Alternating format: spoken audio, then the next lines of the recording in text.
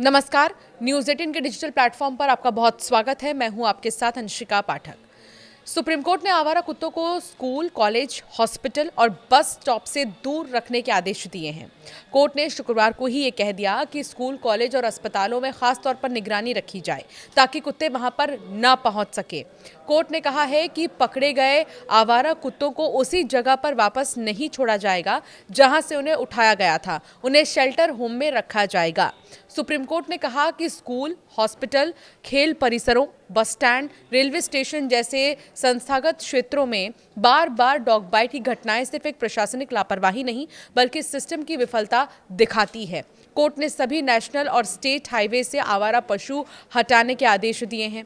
सभी राज्यों के मुख्य सचिव इन आदेशों का सख्ती से पालन कराने को कहा है। कोर्ट ने यह भी कहा है कि ऐसी घटनाएं पब्लिक सेफ्टी, पर्यटन और देश की वैश्विक छवि को नुकसान पहुंचा रही हैं। इस मामले में 3 हफ्ते में स्टेटस रिपोर्ट और हलफनामा मांगा गया है। अगली सुनवाई 13 नवंबर की बात जो है उसको होने की बात सामने आई है। हालांकि अगली सुनवाई के लिए अभी वक्त बाकी है, लेकिन अब ये देखना होगा कि अगली सुनवाई में क्या कुछ होता है। राजस्थान हाईकोर्ट ने 3 महीने पहले सरकारी एजेंसियों को सड़कों से आवारा जानवरों को हटाने का आदेश दिया था। कार्रवाई को प्रभावित करने वालों के खिलाफ एफआईआर के आदेश भी दिए थे। कोर्ट की तरफ से शुक्रवार को कहा गया कि राजस्थान हाईकोर्ट का फैसला पूरे देश में लागू होगा। कोर्ट के आदेश की 8 बड़ी बातें क्या हैं, जल्दी से आपको बताते हैं कि सुप्रीम कोर्ट ने क्या 8 बड़ी बातें कही हैं। सभी नेशनल हाईवे पर आवारा पशुओं की मौजूदगी की सूचना देने के लिए हेल्पलाइन नंबर लगाने होंगे। सभी राज्यों के मुख्य सचिव निर्देशों का सख्ती से पालन कराएंगे। स्टेटस रिपोर्ट और हलफनामा 3 हफ्ते में दायर किया जाए। राज्य सरकारें और यूटी 2 हफ्ते में ऐसे सरकारी और निजी स्कूल, कॉलेज, हॉस्पिटल की पहचान करेंगे जहां आवारा जानवर और कुत्ते घूमते हैं। उनकी एंट्री रोकने के लिए जो है नेट या बाड़, ये सारी चीज़ें लगाई जाएं। कैंपस और बाड़ के रखरखाव के लिए नोडल अधिकारी नियुक्त होंगे। नगर निगम, नगर पालिका और पंचायत 3 महीने से कम एक बार इन कैंपस की जांच करें। पकड़े गए आवारा कुत्तों को उसी जगह वापस नहीं छोड़ा जाएगा जहां से उन्हें उठाया गया था। रेलवे, बस डिपो, स्टेडियम और स्पोर्ट्स कॉम्प्लेक्स में 24/7 मॉनिटरिंग की व्यवस्था होनी चाहिए। एंटी रेबीज वैक्सीन और जो भी व्यवस्थाएं होती हैं, जो भी दवाइयां होती हैं, सभी सरकारी हॉस्पिटल्स में उपलब्ध होने चाहिए। ये निर्देश जारी हुआ है। Animal welfare board of India को 4 हफ्तों में एसओपी जारी करनी होगी। याचिका लगाने वालों ने कहा आदेश बेहद कठोर है। पहले जो याचिका लगाए थे उनकी तरफ से भी जो है बातें सामने आई हैं। सुप्रीम कोर्ट ने जो है 3 नवंबर को कहा था कि वो सरकारी बिल्डिंग्स के कैंपस में कुत्तों को खाना खिलाने के नियम के लिए निर्देश जारी करेगा।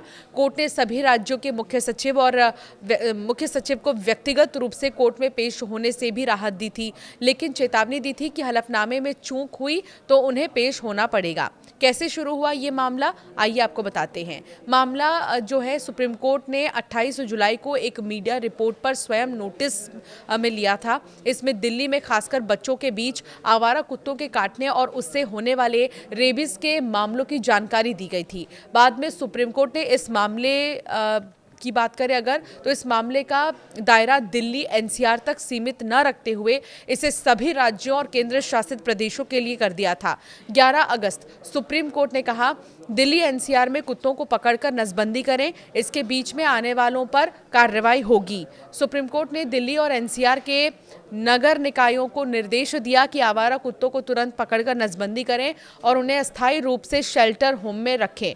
कोर्ट ने कहा इस काम में कोई ढिलाई बर्दाश्त नहीं होगी और अगर कोई व्यक्ति या संगठन इसके बीच में आया तो उसके खिलाफ सख्त कार्रवाई होगी।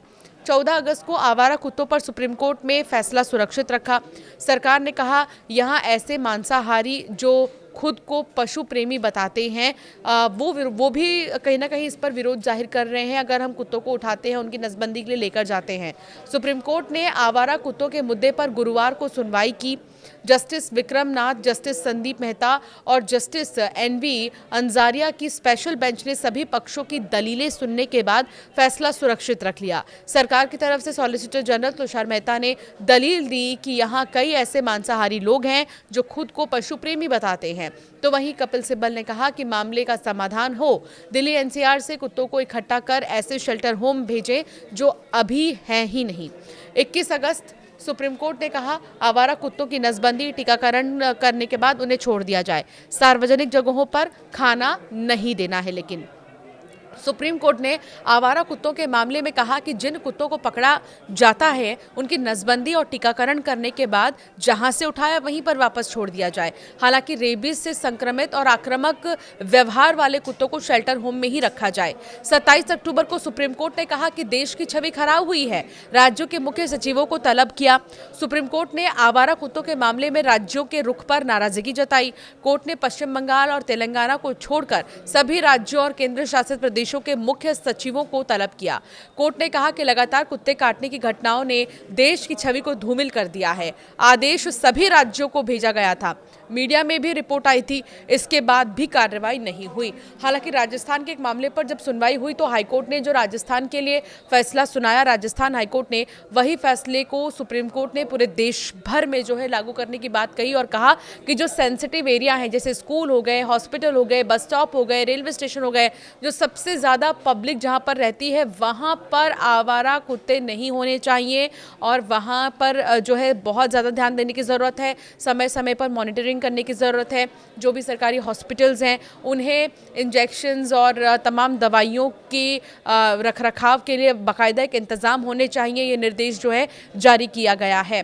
हालांकि अब कोर्ट के इस आदेश को कैसे देखा जाएगा ये देखने वाली बात होगी। आपकी राय क्या है इस पर हमें ज़रूर कमेंट कर बताएं।